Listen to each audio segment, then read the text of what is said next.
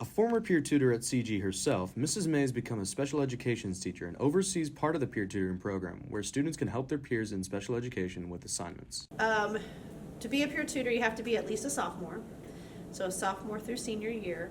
And then you have to, while you're in peer tutoring, you have to not flunk the class. That's a requirement. Attendance is necessary because we depend on you, the students depend on you, so attendance is part of it.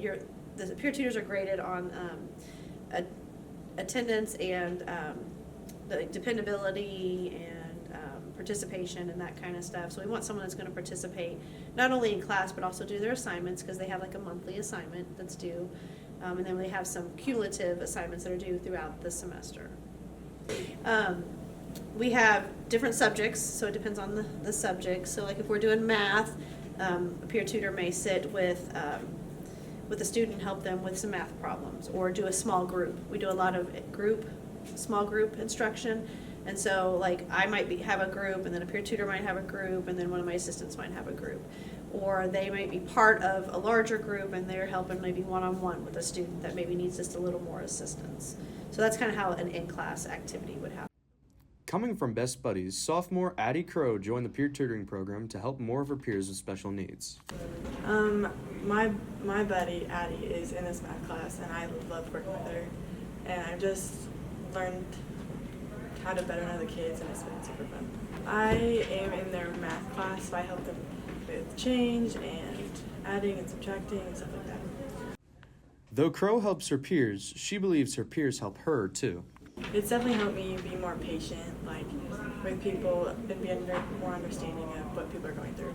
It's really helped me approach each kid with an open mind and be understanding.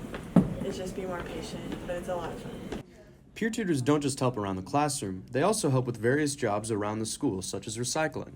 It helps them get in like a routine that they would do like in everyday life, like a normal job.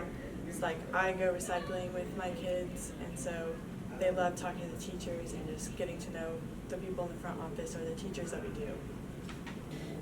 In my class in particular, we do mail delivery, copy delivery, recycling pickup. We do deliver books that people have turned in, like people that have dropped classes or different things like that. We turn books back into the teachers or to the offices. So those are like the main ones that a lot of peer tutors, because some of the others an adult usually helps with, but those are jobs that peer tutors can help with. Mrs. May believes the peer tutoring program is a great way for students to interact with more of their peers. I think it's great. We've had some really, really good peer tutors throughout the years. We've had some that have gone on to teach either education in general or special education after peer tutoring. We've had some that have joined Best Buddies after peer tutoring. It's just a great program, and we've got the different classes in the different rooms, so there's multiple opportunities for students to get involved. Junior Ben Helton plays bass in symphonic orchestra, but has another musical skill he cultivates on his own: organ. Well, I first saw organs at my church downtown, and I was like, I wanted to play that, and then my mom said, well, you've got to learn piano first, and so I started taking piano lessons about a decade ago, and then finally got reacquainted with theater organ circles over this past year or so, and started taking lessons this spring. Yeah, I play in ISMA every year for piano, and I have done several other competitions with piano on top of my semi-annual recitals. It's through my private lessons teacher. We have 2 recitals per year, normally at local churches, and we will work on a couple pieces and develop them over the span of a few months and get them ready to play, and then we get together and play them.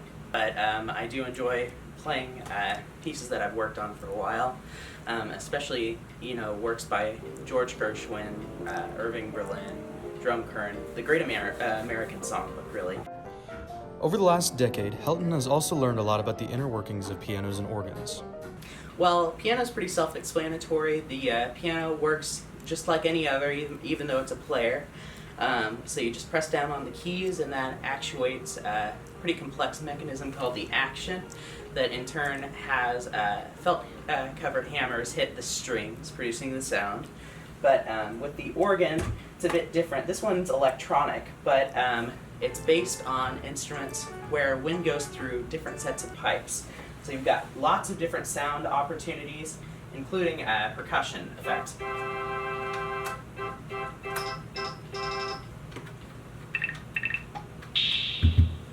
And then, yeah, just lots of different pipe sounds, and it can even replicate other instruments in the orchestra, like chimes and piano. Helton participates in ISMA, semi-annual recitals, and competitions with piano, but is also involved in community organizations focused on the organ. No, I'd love to have organ become more publicly known.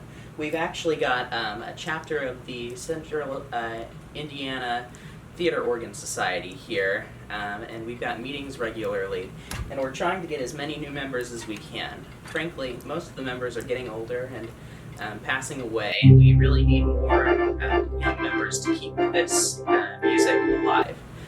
So we have regular events, and every now and again we'll have public concerts. Like every year at the Homer Circle Theater for Yuletide, their big Christmas celebration. There's a theater organ in the theater that gets played before performances, playing lots of Christmas tunes, and yeah, that can be a great way to get people more acquainted with the instrument. I've always enjoyed being able to sit down at the piano and play songs that I love. And there have been a few times where I'm playing publicly, people will stop and listen to me and say that they've got a certain connection with whatever I've just played. And that's really special, to be able to connect with others through, music, which is often referred to as the universal language.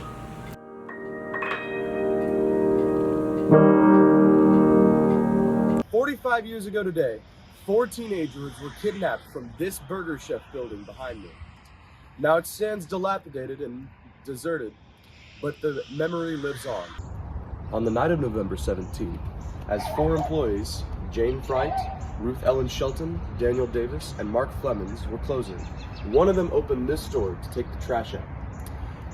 From there, 2 men came and took all 4 of them, along with $581 in cash. These cases, known as the Burger Chef murders, have still haunted this Indianapolis community to this day.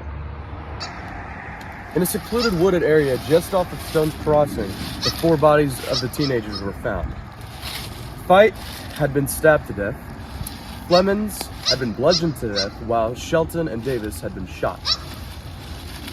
This was a good 20 miles away from where they had been stolen, and they were still in their Burger Chef uniforms. Mr. Clodfelter describes his connection to these cases. So I was just 8 years old and lived 50 miles west of Speedway. I didn't live in the Center Grove area, but my brother, who used to teach here at Center Grove, did teach here. And so with my brother working here at Center Grove, with it being a big news story to begin with, I had a connection, I guess, to the story from a young age of even 8 when it all happened. Living only a quarter mile away from the area of the murders, Christian Anderson and his family were asked about the night. Police, I know, came to the house at some point and talked to my parents. I was not privy to those conversations. I'm sure they asked, "Did you see anything? Were you up? Did you hear anything?" But we were up and awake at the projected time when the murders would have happened. Though the only true subject, Daniel Ray Forrester, was never convicted, Clodfelter and Anderson have theories about the outcome of this case. Well, I think there was some connection to those 4 people. I think that's commonly believed, that there was some connection to at least one of the 4 people that were killed. I think we probably have a good idea of who was involved, or at least the police do. I think they know. I really do. I just don't think they can prove it, and they're not going to release that information. The discovery of these bodies marred the community and left shockwaves rippling throughout Center Grove. I think there was a loss of innocence, if you will, out here for White River Township, for Johnson County, for rural Center Grove area, that crime even follows us, and even not just crime. I mean, there's always been petty theft and all that stuff, and shoplifting and all that. But I mean, as far as true as bad as it can be, crime, murder can follow you all the way to out in the country in some fashion. So throughout the years, I've always kind of paid attention on anniversary days, whenever news, new events, new information would come out. I would always kind of pay attention to it because I'd always have that connection. While there is no certain closure on this case, the impacts of their murders are still felt throughout the community today. This has been Logan Meyer on the Burger Chef Murders.